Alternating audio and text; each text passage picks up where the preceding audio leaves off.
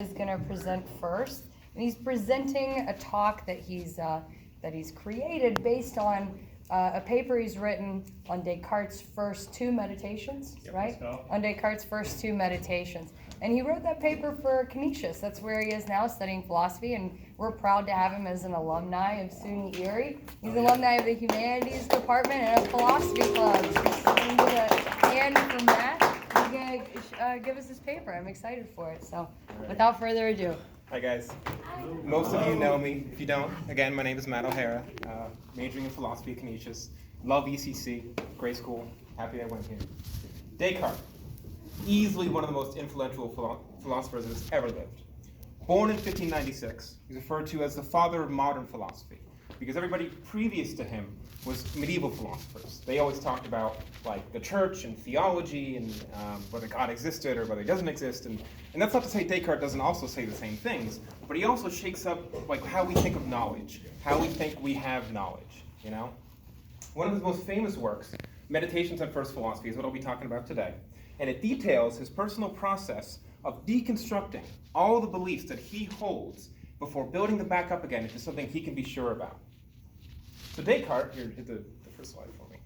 Descartes, while sitting in an armchair by his fire, began to think about the nature of knowledge. Specifically, he thought about why we think we are justified in having knowledge, why we can think to ourselves, yes, I know this to be true, this is definitely a fact. Why can we say that to ourselves? What justification do we have in saying that? He starts this out when he realizes that when he was younger, he had come to hold certain beliefs that he later found to be false. Take, for example, in today's world, like chocolate milk coming from brown cows. I personally believe that. My brothers told it to me. I believed every word they ever said to me. And I thought, okay, chocolate milk comes from brown cows. It's a fact. That's just how life works. We're able to believe things like this, and I mean really believe them, and think that they are true and correct, even if they're completely wrong, completely false, and not corresponding to reality. False beliefs like these are commonly held, and they aren't necessarily a bad thing, so long as the person holding them has mental humility to see that they are wrong and to work to correct themselves. However, a problem arises from this indisputable existence of fallible beliefs. If a person finds that some of their beliefs are false, how can they be sure that the rest of the beliefs they hold are not also false? How can you be sure that everything you believe to be right isn't actually wrong? Descartes posits that though it is unlikely, a person can be completely misinformed about every aspect of life and existence. And he uses this possibility to explore the idea of what knowledge is. The most obvious way to go about this would be to take every single belief he has, examine it, and see whether it's true or not. But that would be an insurmountable task. It would take years and years and years. And so he goes a different route.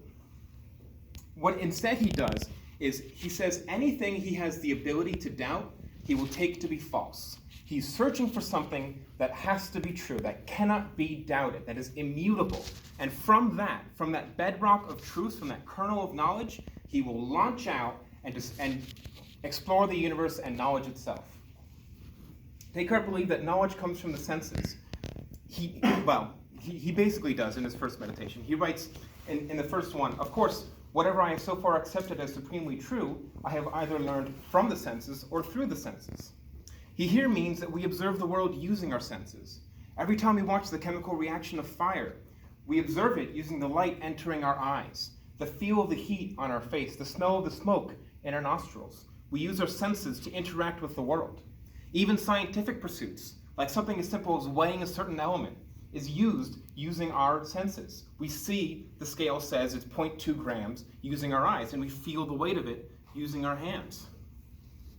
I believe that this is a podium right here because it looks like a podium. It sounds like a podium. It feels like a podium. It's actually a music stand, but that's besides the point. Again, it shows how beliefs can be false. I thought this was a podium. It wasn't a podium.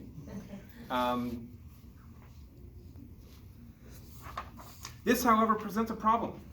Descartes realizes that our senses can very easily be fooled.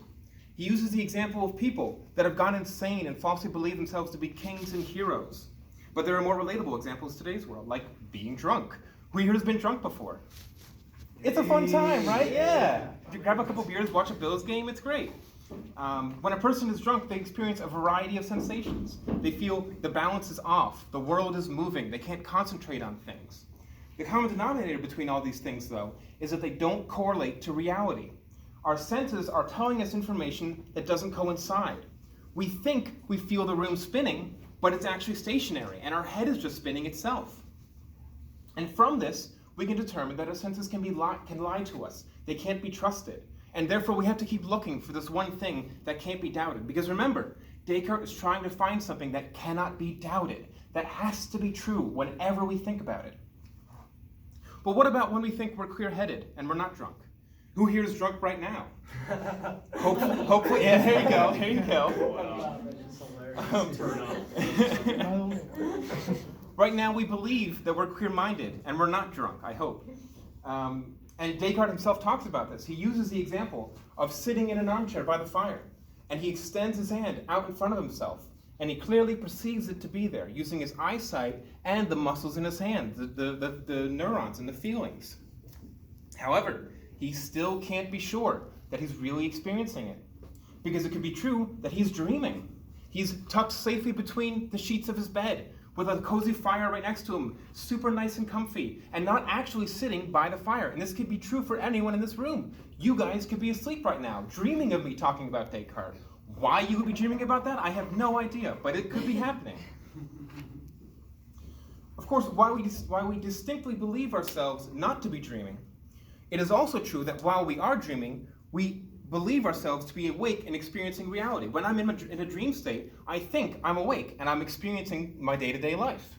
I remember waking up this morning, going to class, and then coming here. However, if I were dreaming, I would have done all these things as well. People have had dreams about waking up, only to have themselves actually wake up and realize the previous waking up was a dream state. Another great example of this is The Matrix. I'm sure at least most of you have heard of it. In it, the guy, finds he's in a simulation. He's not experiencing reality, and he wakes up from the simulation. Although Descartes had never seen Keanu Reeves shooting bullets in slow motion, I'm sure he would have agreed that it's a possibility that we could be in the Matrix right now. And this is crucial to Descartes' philosophy.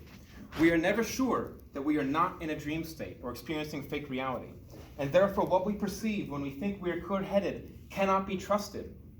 We must keep digging for this bedrock of truth because we've yet to find it. It is true, of course, that there are certain deductive facts of the universe.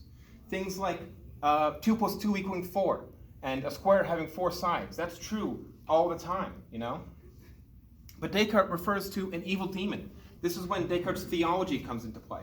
And he says, if there is a supremely good God out there and created the universe and everything, and he really does believe that, he goes on to give several proofs of God. He also says there could also be a supremely evil demon trying to trick me and believe things that aren't actually there. And if this demon were tricking me right now, he could make me think that a square has 3 sides, or that 2 + 2 = 5.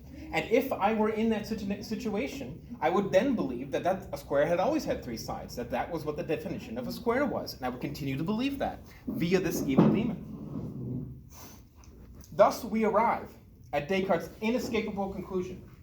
Nothing that anyone believes or experiences is beyond doubt, and therefore we cannot trust anything we experience or think. He writes, to these arguments I have no reply. I'm forced to admit that nothing that I used to believe is beyond legitimate doubt, not because I have been careless or playful, but because I have valid and well-considered grounds for doubt. Hence, I must withhold my assent from my former beliefs as carefully as from obvious falsehoods if I want to arrive at something certain. Now then, where else is there left to go? The objects you see around you can't be trusted because they're using your senses. The senses themselves can't be trusted because they can be fooled. Even your logical and mathematical prowess cannot be trusted because an evil demon could be tricking you right now, or you could be in the Matrix. The only remaining thing in the universe that holds any significance to us is the fact that we have a thought process, that we have the ability to think. And this is when we arrive at Descartes' most famous quote, I think, therefore I am. Although what he actually writes is, thus having fully weighed every consideration, I must finally conclude that the statement, I am, I exist, must be true whenever I state it or mentally consider it. He actually writes in Latin, cogito ergo sum. And you might hear in certain other talks, people call it the cogito, because it's just a colloquial way of saying, I think, therefore I am. And I might refer to it later on in this paper. Before we can really delve into that, though, we must first ask, what does it mean to say that we think? We can call it the process of bringing the existence of an idea forward out of nothingness. Let me explain that. I want to do an experiment with everyone right now. At this moment, I want you to take note of what you're thinking about. What's going on inside your head right now? Take note of it. Maybe you're thinking about leftover pie at home, or the Bills game on the weekend, or maybe you're thinking about Descartes, I don't know. Pay attention, what you're thinking about right now. And then, after I say this next sentence, watch what happens. All right, you ready? Think of an apple. Now, what happened? Before, there wasn't an apple in your mind. There was the absence of an apple. And then there was one. An apple was birthed in your mind. It was created by your consciousness. And because it was created by your consciousness, you have to exist. That thought has to be somewhere, in something. And so you are necessarily existent. You have to exist for that apple to exist. You are necessary in bringing that thought forward into existence. This simple act of being able to create and hold thoughts necessitates our existence. Whenever someone says to themselves, I am thinking, they first acknowledge that A, they exist, and that B, they are engaging in the process of thought by creating that sentence in their consciousness. We can safely assume, therefore, that because we think, we must exist. Otherwise, thought would not have occurred. Another way of thinking about this would be through our physicality. The act of thinking must occur somewhere, in something. And in the case of humans, it's in our organic brains. It's in the synapses firing in our head. And in computers, it's in the electrical signals in their servers. That's where that's happening. Now, the philosophers among you would go, wait a minute. We don't know that that's where our thought happens. We've observed the neurons using our senses, and our senses can lie to us.